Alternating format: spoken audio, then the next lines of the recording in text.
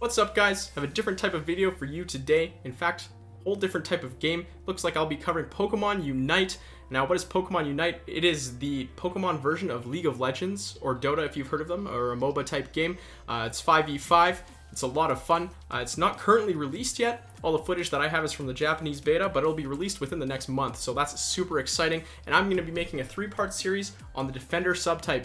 Whoa, wait a second, Defender? That sounds really boring. Why would I want to play Defender? Why don't I play Carry or something like that? I want to have fun. I want to carry the team. Well, let's take a look at exactly what a Defender can do. Here's Crustle. Me playing Crustle. I'm just annoying this Charizard. I use both my abilities, Shell Smash and X-Scissor, waiting for the cooldowns to come back in again, hit both Charizard and the bugs with that X-Scissor. Alolan Ninetales comes in. I see more coming in on the minimap, so I'm in trouble. Time to press that Unite move, my ultimate, and run back out so I can line myself up for a big X-Scissor. Hit 4 of them. We're going to take out 4 of them. We're going to take out 5 of them with a final X-Scissor. That's a true 1v5. That's a true 100% health 1v5 from a Defender. Do I have your interest in playing a Defender now? Perhaps. And it's not just Crustle. Snorlax, I believe, also has a lot of carry potential. Slowbro with a buff to Amnesia, I believe, has a lot of carry potential as well. But in these games, or in this video at least, we'll be covering just Crustle. And the first game, I'll show you lane Crustle and how to dominate that early lane. And then in the second one, I'll show you how to play jungle Crustle. And in your solo rank games, your teammates might not let you play jungle Crustle. And I think that's the real main downside to it, because I do think jungle Crustle is better. The game I play is in a 5-stack, so my team lets me jungle and do what I want, and I give them the results. So in this case, we're going to be running. Remember to be moving in between every one of your attacks so you're not wasting time. Me and my Pikachu, we're both doing a good job. We run to the middle. This Pikachu actually knows what's up, which is great. I take Rock Slide down. You notice I Rock Slide the creeps on the right. I actually stole that creep from my opponents, and now we are quite ahead on experience over my opponents here. So I do take Fury Cutter first. That's the green one, just because it helps kill those creeps faster. But Rock Slide is a very good move as well, but you'll have it by the time you get into lane anyways. You'll notice I'm level 3. By the time I get to level 4, that's a big power spike for Crustle. You take Shell Smash all the time now, I think. You can take the arena. It creates a physical barrier that neither your allies or opponents can run through, and I think with an organized team, it could have some play, but Shell Smash is just too good. The move speed increase, it increases your move speed, it increases your damage, lowers your defense, but not as much as in the main series games. Like, it's not that noticeable, but this is a huge power spike, so I can Shell Smash here and deal a ton of damage to these creeps, trying to secure them for our team so we can get the experience. Notice I got a Fury Cutter through to take that one of those 2Bs. And my Pikachu got the 4B, so we actually got most of that experience there. And at this point in the game, it's just trying to lock down this lane and kind of stall until you get X-Scissor. So at level 6, you get the choice between X-Scissor and Stealth Rock. And in the Canadian beta, I took Stealth Rock every time because it was better, but X-Scissor got overbuffed. It's way too good. It's 3 slashes right in front of you. They deal huge damage and they stun. So because my Pikachu is doing pretty good in lane and distracted them enough, I'm trying to score my points. That's absolutely important. These yellow balls that you get from taking down Pokemon. Oh yeah, I don't get this kill, I don't think, because I get stunned forever. Good plays by my opponents. But this yellow energy that you find on the ground, that gives you points, and you can score those points. So I died there. So anyways, death break time. Let's do some self-tire pumping. I'm sorry about this, guys, but why should you guys follow me or into Pokemon Unite? Why should I be your source of information for Defenders and what other stuff I play?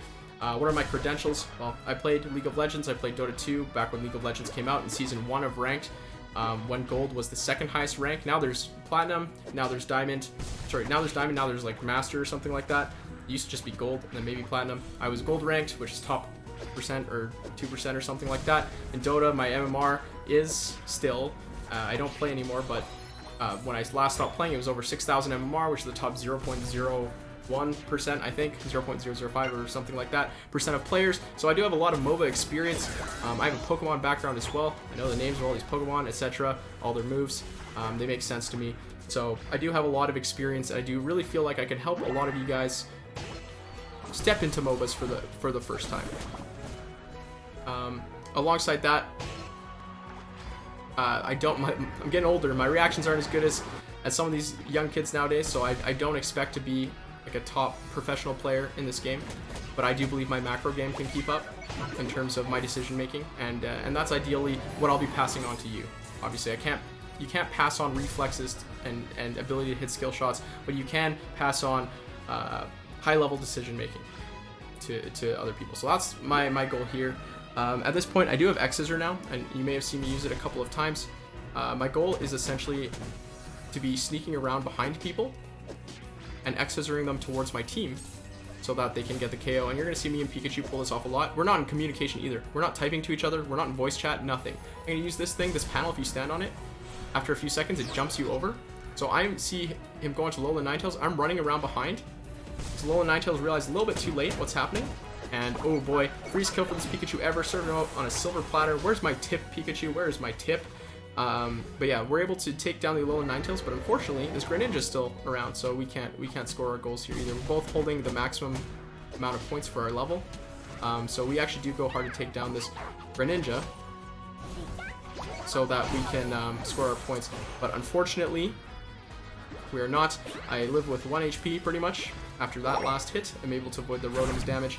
And actually, I would have TP'd back to base, but I see my Pikachu's in a little bit of trouble to actually take down the Alolan Ninetales, so I actually have a chance at scoring my points here instead of going back. Yeah, I'm going to barely get them off and destroy that goal. So while this is happening, once again, another huge X-Scissor onto the Greninja, but I want to talk about the objective. So the Rotom at the top, if you take down the Rotom, it goes down that lane and until it reaches a goal. If it reaches the goal, it'll deal 20 damage to the goal. Easy kill.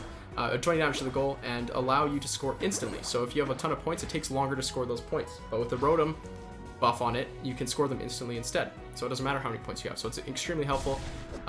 There's another, what's that Pokemon called? That new turtle Dreadnought or something like that. At the bottom, if you kill it, your entire team gets some experience and stuff. So you see, look, I'm always trying to look to score my goals. I see that Snorlax run by. Hopefully there's not too many people up there. I score my goal and I run away. With 3 people around me, I decide to use my ult, which gives me a shield and deals damage and stuns Pokemon around me. I'm able to take out the Talonflame 1v3, and I get a little bit greedy and decide to stay in here. So, a little bit of a mistake. I could have easily made it out. Oh yes, another important thing. Notice, so you can have a held item. It's essentially like in League of Legends, like Flash or Ghost, or those abilities that you can kind of have on top of your other abilities. In this case, I choose the Ghost equivalent, which is X speed. It makes you run faster, combines fantastically with Shell Smash. You can just run away from anything.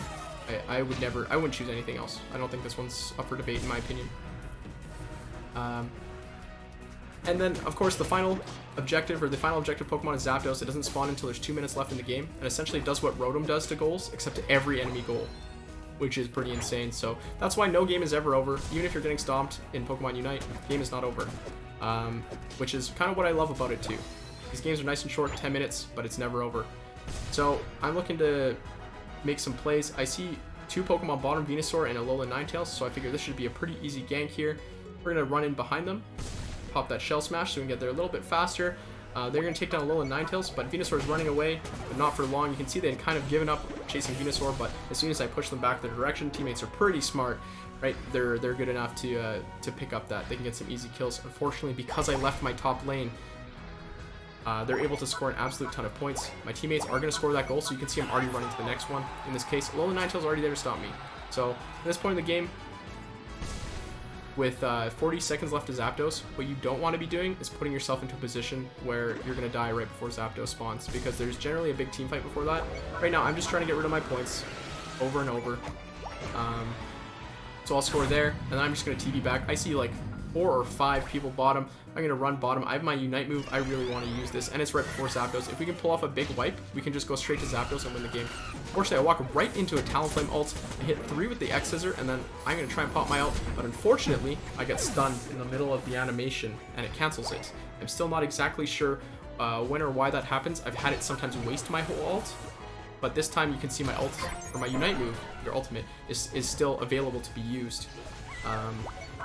So I'm not sure why that happens yet, but we do live with enough people, and Garchomp is already at Zapdos doing it, so my goal is to kind of zone the enemy players from getting to this Garchomp.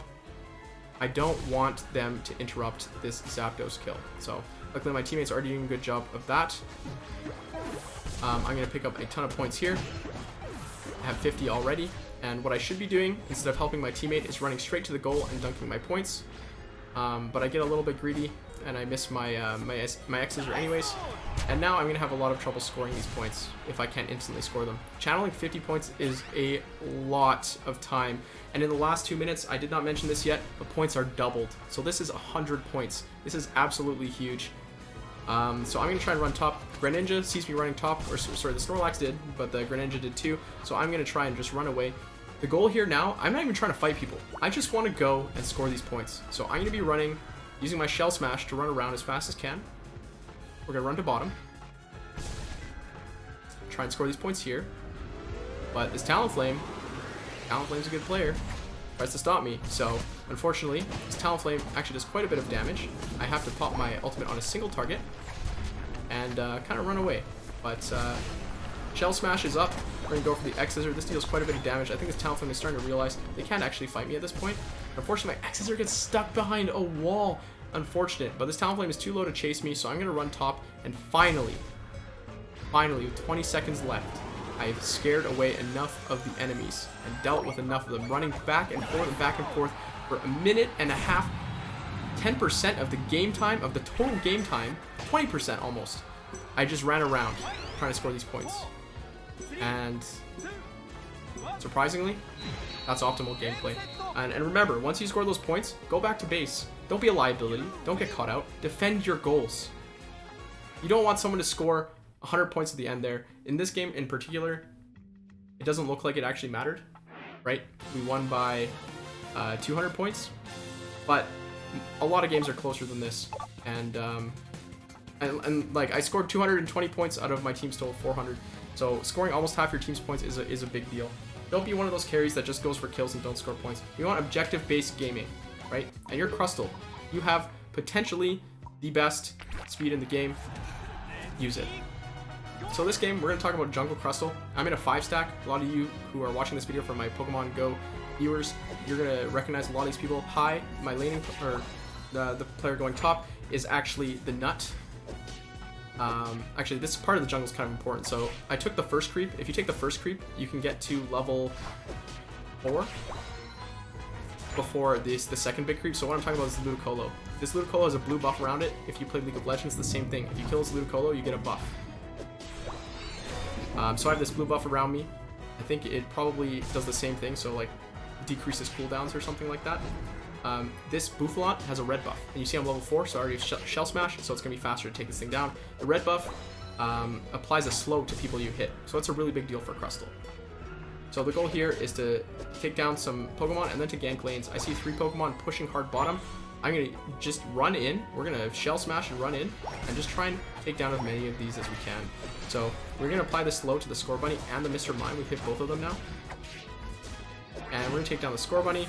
The Slowbro has snuck around back, but I'm just going to run around, and we're going to Fury Cutter and take it down as well. That's Mr. Mime just being annoying. I don't think Mr. Mime's very good. Not the player, I think the Pokemon. Anyways, bottom lane we have Daniel's Nairi and JR Skater. You guys might recognize those names. And top lane we have the Nut, who is the Alolan Ninetales. And actually no, JR Skater is top. So bottom lane we have Scrublord Dustin from J Farm stream. So, a lot of familiar faces, and this is why I'm allowed to go Jungle Crustle. Usually an Absol or something like that will take Jungle, but I really do think Jungle Crustle will become meta if there aren't any balance changes. At this point, I have 20 points. I don't really want to pick up too many more points because it becomes too hard to score. I make a run for bottom, but yeah, these guys are just sitting on their goal. They're sitting on their goal top, they're sitting on their goal bottom. This makes it very hard to score, and I really don't want to be picking up too many more. Like I said, it takes longer to score, so I'm kind of just doing the same thing I did at the end of last game, running between top and bottom. And this may not look like ideal gameplay, but it is, unfortunately. I think maybe I could have been taking out some more Pokemon, but at this point I'm kind of sick of just waiting. So we decided to go in on the Pikachu instead, try and get some points. Unfortunately, I still can't score my points. We bait the Talonflame in. I'm going to grab some heals, pick X-Scissor up, so now I can actually fight really well. I'm gonna try and run around this Pikachu. I don't think it realizes how much damage I can do yet, so it stops up. There we go with the X Scissor, and yeah, that Pikachu just goes down. No help from teammates on that one required. We take down the Pikachu, so hopefully we can get our goal scored, but unfortunately this Fletchling is very annoying. And remember, use your X Scissor, push them off the goal, not towards their berries, but towards your goal, so that they can't come back.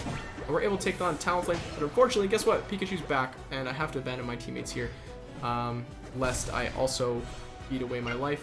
Normally, as a jungler, I would go gank bottom or try and score there, but because my teammates both went down in the top lane, I need to defend that goal, make sure that Pikachu's not gonna be able to score there. So now, with these 30 points, I'm still looking to put these in a goal. We're gonna run back bottom. Always be looking for that. I'm skipping the jungle because at this point, dumping these points is much more important. You'll notice I get a significant amount of EXP from this too, so it's not like I'm just getting behind in levels running around. Scoring points is very important. I check their buffs because I'm trying to steal them from their jungler, but unfortunately they're not up. I do think counter jungling is a very important part of this game.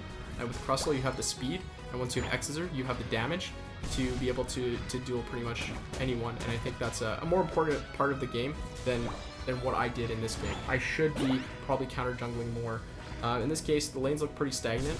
Actually, top is getting pushed in, but I decide, hey, we're going to go for some points. We're going to have a little bit of me time here. I'm going to pick up red buff. Red buff is incredibly important on Crustle, but unfortunately, they do get a ton of points here.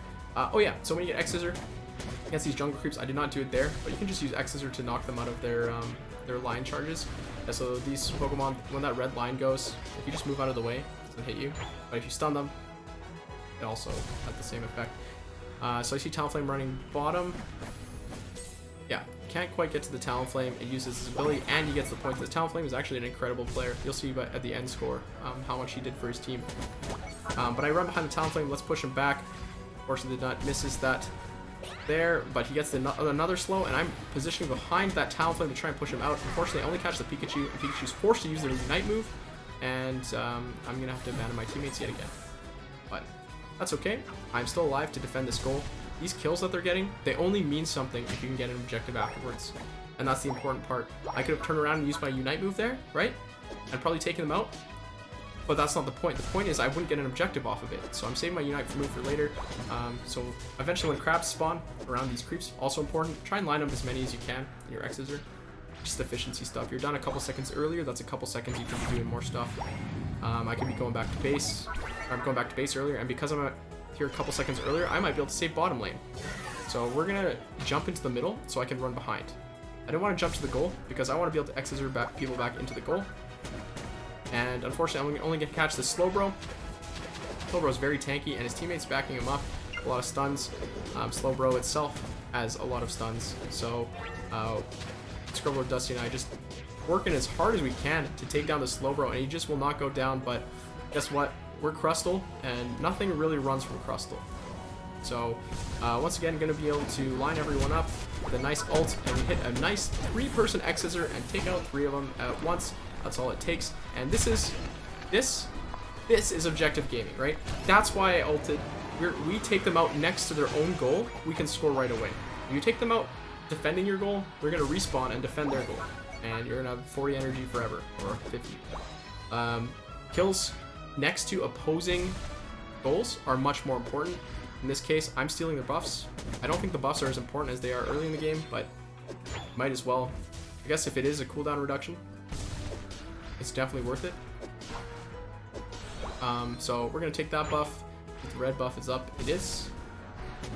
And yeah, to use X Scissor, it stuns the Bouffalon, so its charge doesn't work. And we're just gonna try and dump these points off as soon as we can.